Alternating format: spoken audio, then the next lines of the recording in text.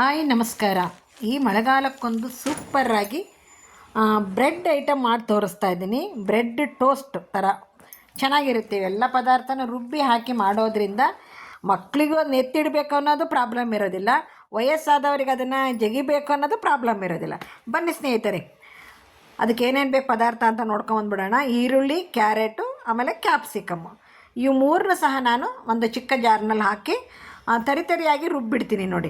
ಯಾಕಂದರೆ ರುಬ್ಬಿದೆ ಅಂತಂದರೆ ಯಾರಿಗೂ ಪ್ರಾಬ್ಲಮ್ ಆಗೋದಿಲ್ಲ ಇದು.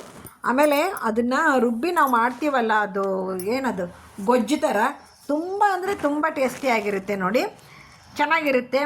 ನೀವು ಒಂದು ಸಲ ಈ ಮಳೆಗಾಲದಲ್ಲಿ ಮಕ್ಕಳಿಗೆ ಮಾಡಿಟ್ಟೆ ಅಂತಂದರೆ ಸ್ಕೂಲಿಗಾದರೂ ಅವರು ಲಂಚ್ ಬಾಕ್ಸಿಗೆ ತಗೊಂಡು ಹೋಗ್ಬೋದು. ಇಲ್ಲಾಂದರೆ ಬ್ರೇಕ್ಫಾಸ್ಟಿಗೆ ರೆಡಿ ಮಾಡ್ತೀವಿ ಅಂದರೆ ಬ್ರೇಕ್ಫಾಸ್ಟಿಗೂ ಸಹ ನೀವು ರೆಡಿ ಮಾಡ್ಕೋಬೋದು ನೋಡಿ. ಈಗ ನೋಡಿ, ಇದನ್ನು ಚಿಕ್ಕ ಜಾರಿಗೆ ಅದು 3 ಪದಾರ್ಥನ ಹಾಕ್ಕೊಂಡಿದ್ದೀನಿ. ಚಿಕ್ಕ ಜಾರಿಗೆ ನನ್ನ ಮಗಳು ಅದನ್ನು ರುಬ್ಕೊಡ್ತಾ ಇದ್ದಾಳೆ. ಹಾಗೆ ಬ್ರೆಡ್ಡನ್ನು ನೀವು ಸ್ಲೈಸ್ ತರಬೇಕಾಗುತ್ತೆ. ಸ್ಲೈಸ್ ಆದರೆ ಚೆನ್ನಾಗಿರುತ್ತೆ ಟೋಸ್ಟಿಗೆ ನೋಡಿ. ಈ ರೀತಿ ಬ್ರೆಡ್ಡು, ಚೀಸ್ ನೋಡಿ, ಚೀಸ್ ತೊಗೊಂಬಂದಿದ್ದೆ. ಈ ಥರ ಚೀಸನ್ನು ಸಹ ಹಾಕಿ ಮಾಡಿ ತೋರಿಸ್ತೀನಿ ನಾನು ನಿಮಗೆ. ಸ್ನೇಹಿತರೆ, ಎಲ್ಲರೂ ಹೇಗಿದ್ದೀರಾ? ಎಲ್ಲರೂ ಆರೋಗ್ಯವಾಗಿದ್ದೀರಾ ಅಂದ್ಕೊಂಡಿದ್ದೀನಿ. ಈ ಮಳೆಗಾಲದಲ್ಲಿ ಎಲ್ಲರೂ ಆರೋಗ್ಯವಾಗಿರಿ. ಹಾಗೆ ನೋಡಿ, ಒಂದು ಕಡಾಯಿಗೆ ನಾನು ತುಪ್ಪ ಹಾಕ್ತಾಯಿದ್ದೀನಿ. 1-2 ಸ್ಪೂನ್ ಆಗೋವಷ್ಟು ತುಪ್ಪ ಹಾಕಿ, ಹಾಗೆ ಬೆಳ್ಳುಳ್ಳಿನ ಒಂದು ಸ್ವಲ್ಪ ಕಟ್ ಮಾಡಿದ್ದು ಹಾಕಿ, ಕೊತ್ತಂಬರಿ ಸೊಪ್ಪು ಹಾಕಿ ಒಂದು ಸಲ ನೀವು ಅದನ್ನು ಕೈ ಆಡ್ಕೋಬೇಕಾಗುತ್ತೆ. ಹಾಗೆ ನಾವೇನು ರುಬ್ಬಿರ್ತೀವಲ್ವ, ಅದನ್ನು ರುಬ್ಬಿರೋದನ್ನ ಜಾರ್ನಿಂದ ತೆಗೆದು ಅದಕ್ಕೆ ಮಿಕ್ಸ್ ಮಾಡಿ, ಎಣ್ಣೆ, ಕೊತ್ತಂಬರಿ, ಆಮೇಲೆ ಬೆಳ್ಳುಳ್ಳಿ ಎಲ್ಲ ಹಾಕಿರ್ತೀವಲ್ಲ, ತುಪ್ಪದಲ್ಲಿ ಹಾಕೋದ್ರಿಂದ ಬೆಳ್ಳುಳ್ಳಿನ ನೀವು ಅಷ್ಟೇ ಘಮ ಅಂದ್ಕೊಂಡೇಳಿ ಪರಿಮಳ ಬರ್ತಿರುತ್ತೆ ನೋಡಿ. ಈಗ ನೋಡಿ, ಒಂದು ಸ್ವಲ್ಪ ಗರಂ ಮಸಾಲ, ಒಂದು ಸ್ವಲ್ಪ ರುಚಿಗೆ ತಕ್ಕಷ್ಟು ಅಚ್ಚ ಖಾರದ ಪುಡಿ, ಹಾಗೆ ಮನೆಯಲ್ಲೇ ಮಾಡಿರ್ತಕ್ಕಂತಹ ಒಂದಿಷ್ಟು ಸಾಂಬಾರು ಪೌಡ್ರ್ ಹಾಕ್ತಾ ಇದ್ದೀನಿ, ಜೀರಾ ಪೌಡರ್, ಆಮೇಲೆ ಕೊತ್ತಂಬರಿ ಕಾಳು, ಧನಿಯಾ ಪೌಡರು, ಜೀರಾ ಪೌಡರ್ ರೆಡಿ ಇದ್ದರೆ ಒಳ್ಳೆಯದು. ಹಾಗೆ ರುಚಿಗೆ ತಕ್ಕಷ್ಟು ಉಪ್ಪು. ಎಲ್ಲ ಪದಾರ್ಥಕ್ಕೂ ಬೇಕಾಗುತ್ತಲ್ವ, ಜೀರಾ ತಿಂದರೂ ಒಳ್ಳೆಯದೇ, ಧನಿಯಾ ತಿಂದ್ರೂ ಒಳ್ಳೆಯದೇ.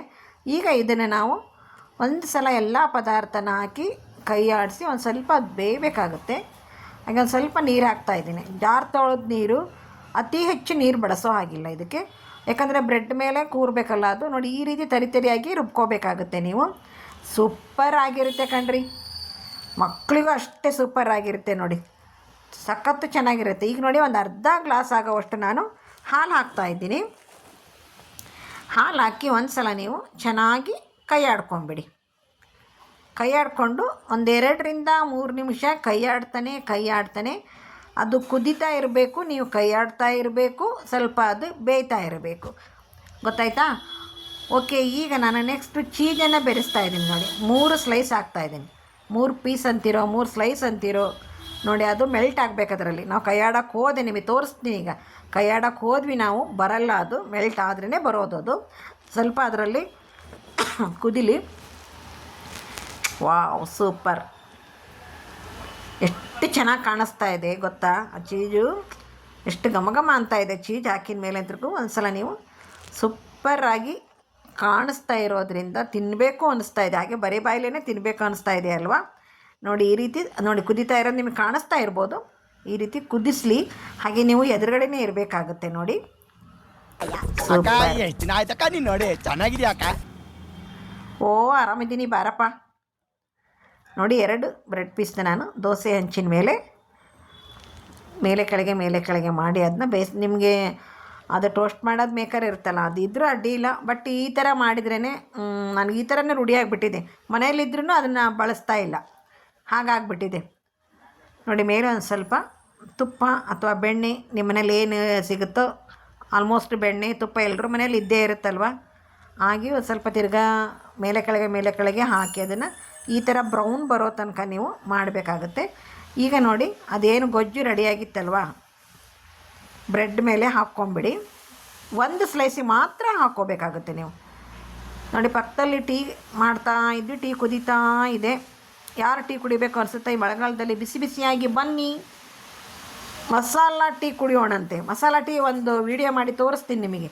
ಮಳೆಗಾಲದಲ್ಲಿ ಮಸಾಲ ಟೀ ಯಾವ ರೀತಿ ಮಾಡಬೇಕು ಅಂದ್ಕೊಂಡೇಳಿ.